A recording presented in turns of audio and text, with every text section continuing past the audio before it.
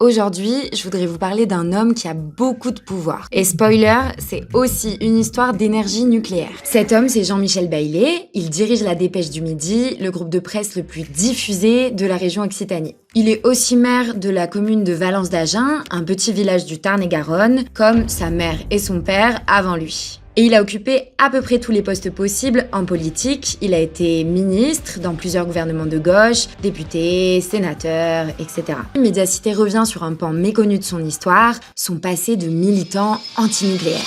Et le moins qu'on puisse dire, c'est qu'il a vite trahi la cause parce qu'il a construit toute sa carrière politique locale sur une centrale nucléaire, celle de Golfech. Ces centrales nucléaires doivent verser des taxes aux intercommunalités qui sont autour pour compenser les risques que ça représente de vivre à côté d'un réacteur. Jean-Michel Baillet en a énormément profité puisqu'il dirige la communauté de communes des Deux Rives qui reçoit 42 millions de budget annuel grâce à la centrale de Golfech. Et parfois, ça lui permet de se faire plaisir, par exemple en lâchant 700 000 € pour construire un restaurant dans un golf dont l'interco est propriétaire. Et du coup, pas question d'arrêter. Jean-Michel Baillet repart en campagne cette année pour garder sa commune et l'intercommunalité. Et devinez quoi ?